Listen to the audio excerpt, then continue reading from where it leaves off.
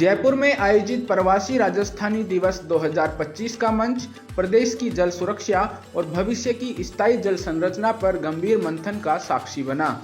राजस्थान में sustainable water infrastructure का विकास एक जिम्मेदारी और एक अवसर विषय पर केंद्रित इस सत्र में मुख्यमंत्री श्री भजनलाल शर्मा, केंद्रीय कृषि राज्य मंत्री श्री भागीरथ चौधरी, कृषि मंत्री डॉक्टर किरोड़ीलाल मीणा समेत कई विशेषज्ञ और उद्योग जगत के इनोवेटर एक साथ आए।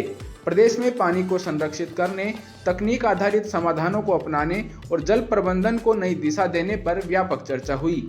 इस सत्र ने स्पष्ट कर दिया कि राजस्थान जल सुरक्षा के नए युग में प्रवेश कर चुका है। जयपुर के जेईसीसी में आयोजित इस विशेष सत्र को संबोधित करते हुए मुख्यमंत्री श्री भजनलाल शर्मा ने कहा कि पिछले 2 सालों में हमारी सरकार प्रधानमंत्री श्री नरेंद्र मोदी के नेतृत्व में पानी को प्राथमिकता देते हुए अलग अलग प्रोजेक्ट्स पर काम कर रही है।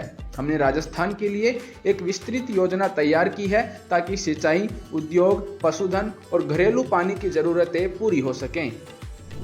देश के यशस्वी प्रधानमंत्री नरेंद्र मोदी जी के नेतृत्व में जब राजस्थान के विषय को लेकर के हम गए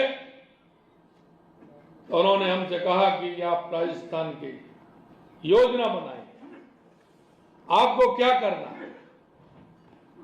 क्योंकि पहले कांग्रेस सरकार ने हमारे ईआरसीपी जो राम जल सेतु हमने किया है उसके लिए अटकाने का, भटकाने का, लटकाने का काम किया था।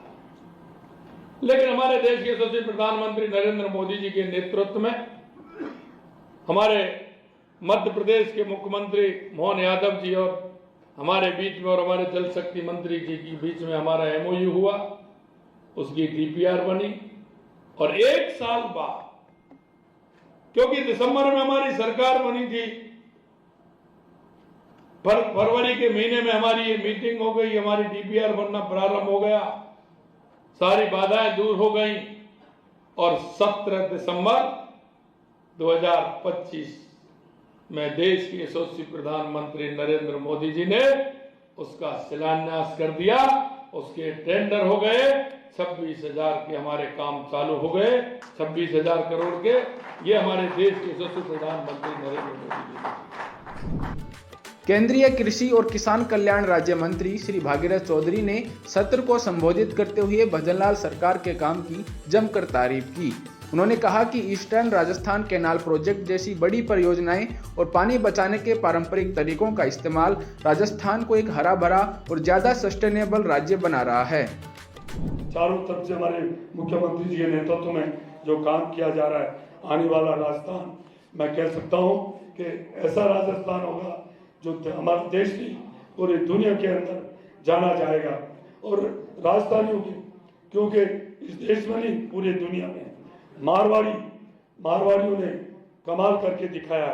जहाँ भी जाते हैं देश और दुनिया में मारवाड़ियों की खासियत है। हम मनोहार में, मान सम्मान में, पूरे दुनिया में हमारा कोई शानी नहीं है। इसलिए आप अपने गांव, अपने क्षेत्र के अंदर आप जल प्रबंधन में आप काम करके, क्यों आने वाला समय मैं कह सकता हूँ एग्रीकल्चर का है। हमारा जो किसान है, जो रात दिन मेहनत करता है, मैं तो हमेशा कहता हूँ किसान के काम करने की नहीं तो कोई आयु सीमा है। बूढ़ा से लेकर बच्चे, महिला रात दिन काम करती है। इसलिए इस अन्नदाता को समृद्ध करने के लिए आप प्रवासी राजस्थानियों से निवेदन है कि आप नई तकनीकी से आकर यहाँ आप भी खेती करें और हमारे किसानों को भी आप नवाचार करके खेती करने में आप मदद करें। कृषि एवं ग्रामीण विकास मंत्री श्री किरोड़ीलाल मीणा ने कहा कि RRR सिद्धांत यानी रीयूज, रिड्यूस और रिसाइकल में राजस्थान में बहुत ज्यादा संभावना है। उन्होंने इस सिद्धांत को व्यवहार में लाने के लिए प्रवासी राजस्थानियों से सहयोग की अपील की। इसके साथ ही कृषि मंत्री ने ERCP परियोजना को लेकर भी अपने विचार साझा किए। ये जो ERCP का अभी आप प्रेजेंटेशन देख रहे थे, ये ERCP कोई छोटी मोटी योजना नहीं है। मैं जब मेडिकल कॉलेज बीकानेर में पढ़ने जाया करता था बस से, तो बीकानेर में सीकर से आगे बीकानेर तक सड़क पर रेत उड़ उड़ के रात में आ जाती थी, सड़क ही गायब हो जाती थी, उसको साफ करना पड़ता था। जब वहां पर पहुंचते थे, ऐसी धौरीली धरती जिसमें कुछ नहीं होता था। आज वो IGNP से जो हरीके से चली है मोहनगढ़ तक पहुंच गई, और जैसा कि बता रहे थे कि दुनिया की सबसे बड़ी नदी, कितना उत्पादन उसका हमको मिल रहा है। हमारा पश्चिमी राजस्थान का किसान जो पिछड़ा हुआ था वो सरसब्ज हो चला है, वो आगे बढ़ रहा है, वहाँ रिफाइनरी आ गई, दूसरे उद्योग आ रहे हैं। तो मैं यहाँ, आप तो मेरे से ज़्यादा जानते हो, आप तो बिजनेसमैन है, मेरा बिजनेस कहाँ अच्छा लगेगा, कहाँ मेरे को ज़्यादा प्रगति मिलेगी, उसको आप विचार करते हो। पर मैं आपको बता रहा हूँ, आप जानते हो मेरे बताने से कोई फर्क नहीं पड़ेगा। पर ये जो गुड़गांव से चालू होके बड़ौदा तक जो एक्सप्रेस हाईवे गए, जो आगे जाके मुंबई में मिलता है, उसमें ये जो इंडस्ट्री, ये हमारा जो ERCP है, इसमें 15% पानी उद्योग के लिए प्रावधान रखा है, इंडस्ट्रीज के लिए। मैं आपसे निवेदन करना चाहूँगा कि मैं तो वहाँ, पता नहीं सपना पूरा होगा कि नहीं होगा, उधर दौसा में भाषण देता हूँ, मेरा इलाका वही है, तो कहता हूँ मैंने, भाई तुम्हारा दौसा, गुड़गांव नंबर 1 से दौसा तक ये इतना विकसित हो जाएगा इंडस्ट्रीज की दृष्टि से कि ये भी गुड़गांव बन जाएगा और दौसा और जयपुर में कोई फर्क नहीं मिलेगा।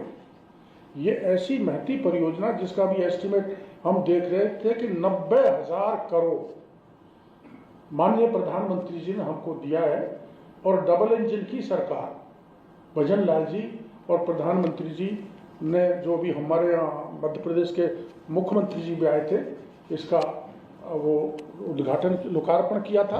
और इसके कारण जैसे पश्चिमी राजस्थान विकसित हुआ है, वैसे हमारा पूर्वी राजस्थान विकसित होने की प्रबल संभावना है।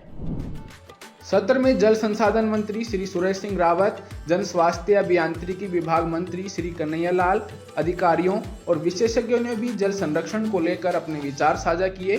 मुख्यमंत्री श्री भजनलाल शर्मा के नेतृत्व में जल अवसंरचना पर हुआ यह सार्थक सत्र राजस्थान के जल भविष्य को नई दिशा देने वाला साबित हुआ।